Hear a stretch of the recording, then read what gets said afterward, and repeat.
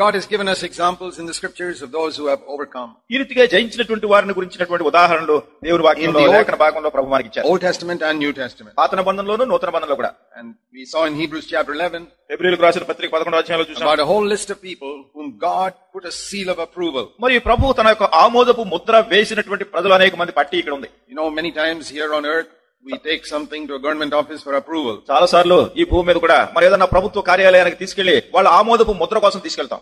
And if something is not right, they won't approve it. ఒకవేళ దానిలో ఏదైనా సరిగా లేనప్పుడు దాన్ని వాళ్ళు ఆమోదించరు. And unfortunately in this world, even if it's not right, if you give them some bribe, they will approve it. ఇక్కడ దురదృష్టకరమైన సంగతి ఏమిటంటే అది సరిగా లేకపోయినా గానీ ఇక్కడ ఏదో కొంత లంచం ఇచ్చేస్తే దానికి ఆమోదం ఇచ్చేస్తారు. But with God it is different. అయితే దేవుని విషయంలో మాత్రం ఇది చాలా తేడాగా ఉంది. God will give his seal of approval only after examining everything. సమస్తాన్ని పరీక్షించిన తర్వాతే దేవుడు తన ఆమోదపు ముద్రనిస్తారు. And it's very important that we seek for God's approval over our life. కనుక మన యొక్క జీవితంలో దేవుని యొక్క ఆమోదపు ముద్రను కోరే విషయంలో మనం చాలా జాగ్రత్తగా దీన్ని ప్రయత్నం చేయాలి. I find that many believers are seeking for the approval of men. మరి నేను చూసేది ఏమిటంటే అనేక మంది విశ్వాసులు మనుషుల యొక్క ఆమోదాన్ని మాత్రమే కోరుతుంటున్నారు. If you seek for the approval of men, you will live at a very low standard all your life. మనుషుల ఆమోదాన్ని మీరు కోరినట్టయితే మీ జీవితకాలం అంతట్లో కూడా మీ యొక్క జీవితపు అంతస్తు చాలా దిగువ స్థాయిలో ఉంటుంది. See what Jesus said to the Pharisees in Luke 16. లూకా సువార్త 16వ అధ్యాయంలో పరిసయ్యులకు యేసుక్రీస్తు ప్రభువు ఏం చెప్పారో చూడండి. The Pharisees were people who were very much interested in the approval of men. మరి పరిసయ్యులు ఎల్లప్పుడూ కూడా మనుషుల యొక్క ఆమోదాన్ని పొందడానికి ఎంతో శ్రద్ధ చూపించేవాళ్ళు. And so he said to them, కనుక వారితో ఆయన అన్నాడు, Luke 16 verse 15. లూకా సువార్త 16వ అధ్యాయం 15వ వచనం. He said, you are seeking to justify yourself before men. మీరు మనుషులు ఎదుట నీతిమంతులమని అనిపించుకునేవారు. But God sees your heart. కానీ దేవుడు మీ హృదయంలో ఎరుగును.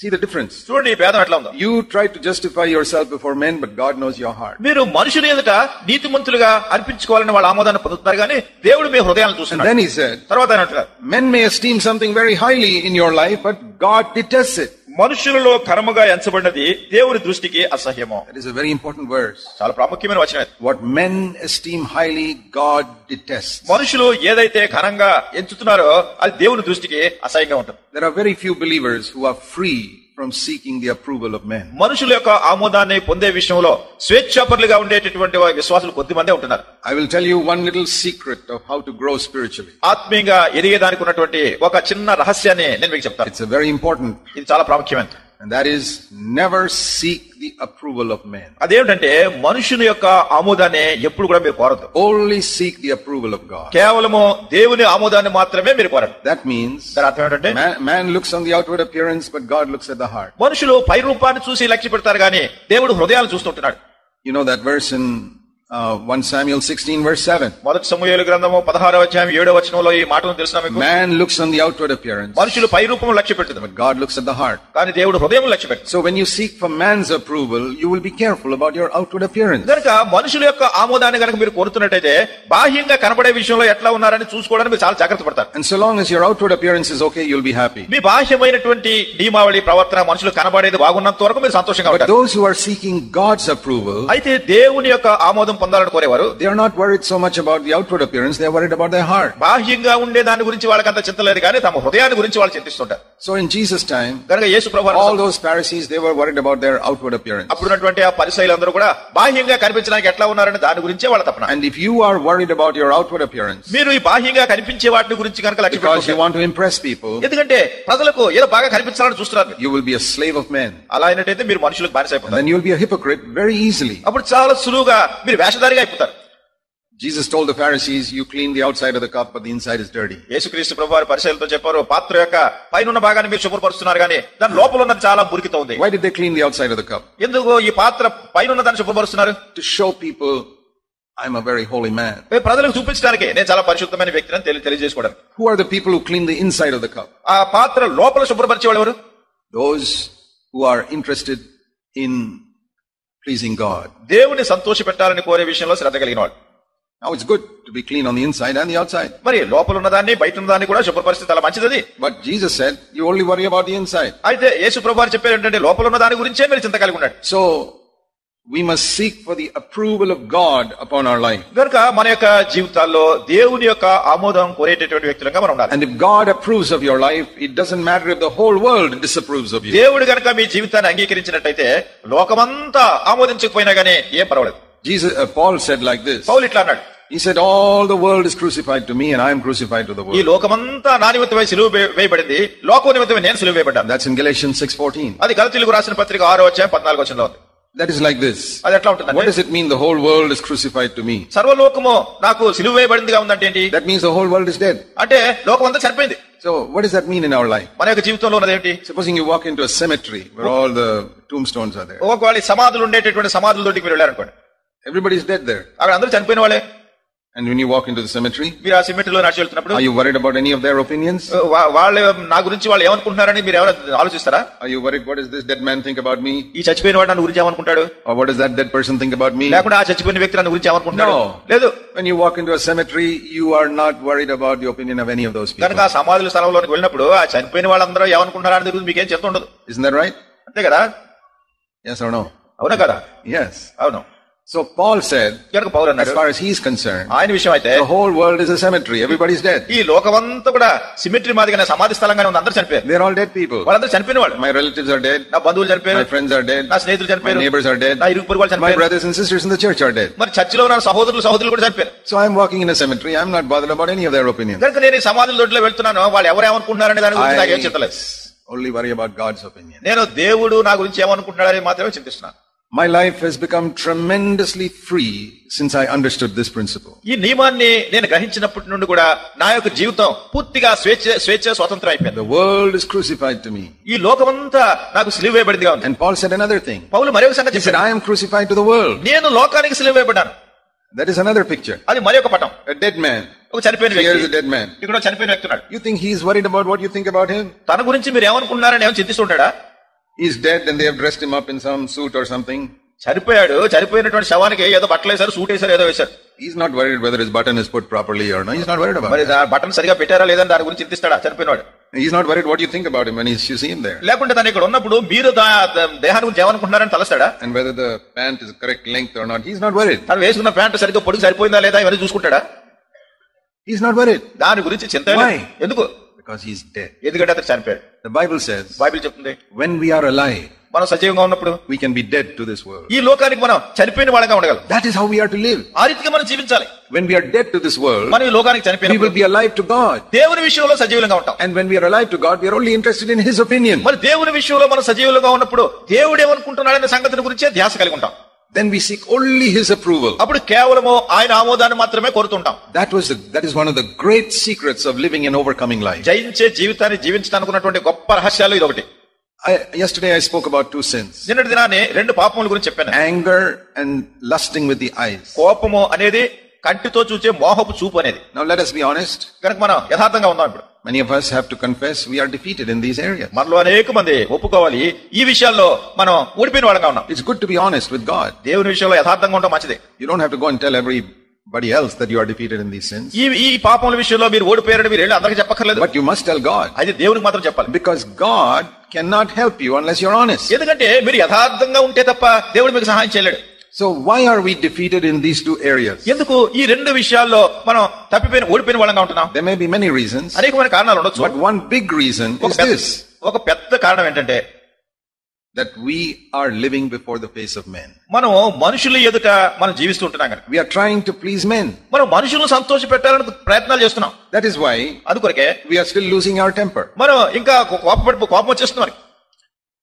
Because you want to impress men. ఎందుకంటే మనుషుల ఎదుట నువ్వు సరిగా ఉన్నావు నిరూపించుకోగోరుతున్నావు. Now let me give you an example. మీకు ఒక చిన్న ఉదాహరణ చెప్తాను. Supposing you are getting very angry with your wife and shouting and yelling at her. ఒకవేళ మీరు నీ భార్య మీద కోపపడిపోతూ అస్తమానం ఆవిడ మీద కేకలేస్తున్నారు అనుకోండి. And you say I cannot control myself. మీరు అన్నారు నన్ను నేను అధీనంలో పెట్టుకోలేకపోతున్నాను. I am trying but I am defeated. సహోదరుడా నేను ప్రయత్నం చేస్తున్నాను కానీ ఓడిపోతున్నాను. And you are shouting and yelling at your wife. మీరు మళ్ళా ఆవిడ మీద కోపపడుతున్నారు కేకలేస్తున్నారు. And then suddenly the doorbell rings. అకస్మాత్తుగా తలుపు బెల్ల ఏదో మీ ఇంటి బెల్ల కొట్టారు ఎవరో. Suddenly you stop. అకస్మాత్తుగా ఆపేశారు. How you stopped? ఎలా ఆపేశారు? You said you cannot control yourself. మీరు అంటున్నారు నేను దీని అధీనంలో పెట్టుకోలేకపోతున్నాను మీరు అంటున్నారు. How you stopped suddenly? మరి అప్పుడు ఆ బెల్ల వినబడిందని ఎందుకు అకస్మాత్తుగా ఆపేశారు? brother from the church comes into the house. ఎందుకంటే మీ చర్చి బ్రదర్ ఎవరో వస్తున్నారు లోపలికి ఇంట్లోకి. And you are so nice to your wife and you're talking so nicely now. ఆయన చూస్తున్నాడని మీరు మీ భార్య విషయంలో ఎంతో ప్రేమ వాళ్ళకి వస్తున్నారు, చక్కగా మాట్లాడుతున్నారు. How you suddenly changed? ఎట్లా మారిపోయారు ఇట్లా? Because you want to keep the outside of the cup clean. ఎందుకంటే పాత్ర బయట ఉన్నదాన్ని శుభ్రంగా చూపించాలని కోరుతున్నారు. You want to impress this brother, you are a very holy man. వచ్చినటువంటి సహోదరునికి మీరు చాలా పరిశుద్ధమైన వ్యక్తిని చూపించుకోగలుగుతున్నారు. And then after some time, after half an hour, he goes away. తర్వాత ఒక అరగంట ఎంత ఉండి వెళ్ళిపోతాడు ఆయన. Again you start. మళ్ళా ప్రారంభించారు. How is that? ఎట్లా జరుగుతుంది ఇది? Because now only God is in the house. ఎందుకంటే ఇప్పుడు దేవుడే ఉన్నాడు ఇంట్లో. If man comes, we have to be very careful. మనుషుడు వస్తేనేమో చాలా జాగ్రత్త పడిపోతున్నాం మనం. But when only God is there, కేవలం దేవుడే ఉంటే who is bothered about God? ఎవరికి కావాలి దేవుడు ఉన్నాడు లేదో మనకి ఎందుకు అంటున్నారు. You see how in your life you discover that you are more interested in the approval of men rather than the approval of God. చూసారా, మన జీవిత విధానాల్లో మనము దేవుని యొక్క ఆమోదం కంటే మనుషుల యొక్క ఆమోదాన్ని కోరి ఆ విధంగా మన ప్రవర్తన. And that is why even after 20 years you will still be defeated by anger. అందుకొరకే 20 సంవత్సరాలైనా గానీ ఇంకా ఈ కోపం చేత మీరు ఓడింపబడుతున్నారు. Why is it you will not physically commit adultery? ఎందుకు మీరు భౌతికంగా శరీరంతో ఈ వ్యభిచారం చేయట్లేదు? Because people will see you, ఎందుకంటే ప్రజలు నిన్ను they చూస్తారు, will catch you, నేను పట్టుకుంటారు, you may be taken to court, ఒకవేళ మిమ్మల్ని కోర్టు తీసుకెళ్తారు, you may have trouble with your wife, నీ భార్యతో నీ కష్టం వస్తుంది. so you don't commit physical adultery. ఇది కనుక భౌతికంగా వ్యభిచారంలో దిగట్లేదు. But how you can do it in your mind? అయితే మీ మనసులో ఎట్లా చేస్తున్నారు?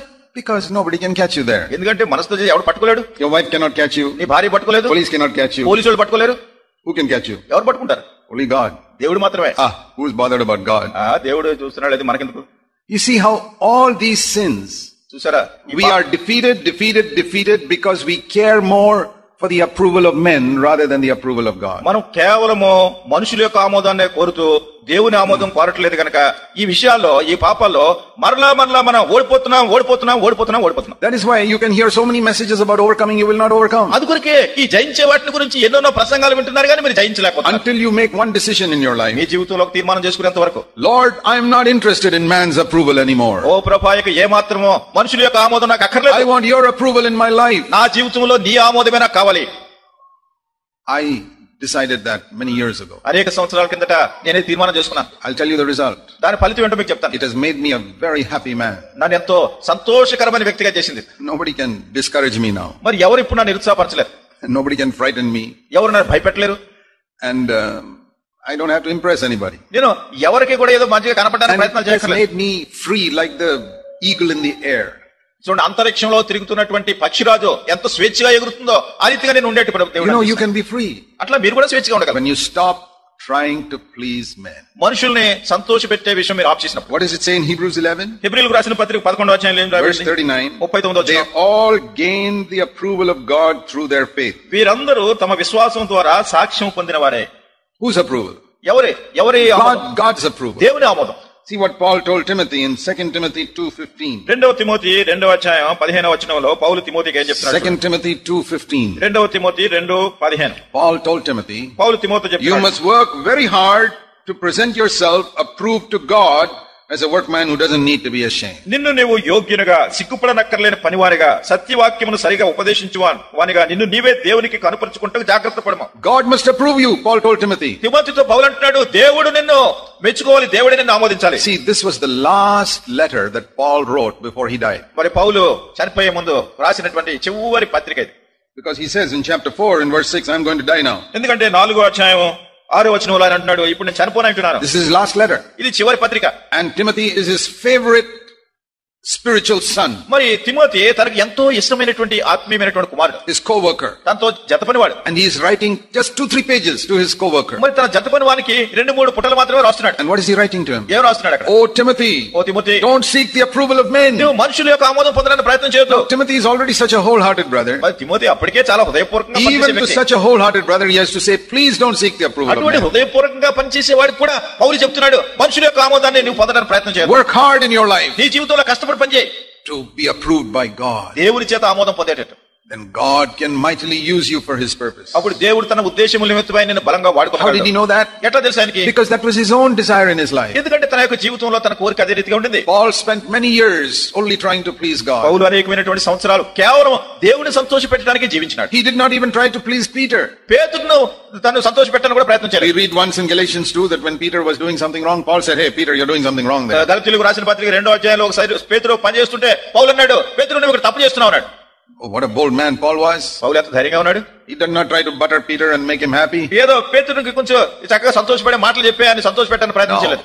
He said, "You're wrong." నువ్వు తప్పు చేస్తున్నావు. Why? ఎందుకు? Because he only wanted to please God. ఎందుకంటే దేవునే And I సంతోషపెట్టకూడదు. want to say to you, this is a very important secret of the Christian life. క్రైస్తవ జీవితంలో ఇది చాలా ప్రాముఖ్యమైనటువంటి రహస్యమని నేను మీతో It says in చెప్తున్నాను. Hebrews 11, all these people gained the approval of God. మరి హెబ్రీయులకు రాసిన పత్రిక 11వ అధ్యాయంలో ఈ ప్రజలందరూ కూడా దేవుని యొక్క ఆమోదాన్ని వాళ్ళు పొందారు. But what did men do to them? అయితే మనుషులు వాళ్ళకి ఏం చేస్తున్నారు? See Hebrews 11, Hebrew 11 37 and 38. 37 38 They men stoned them, మనుషులు రాళ్లతో కొట్టబడి they sawed them in two pieces, రంపములతో కోయబడి and they were put to death.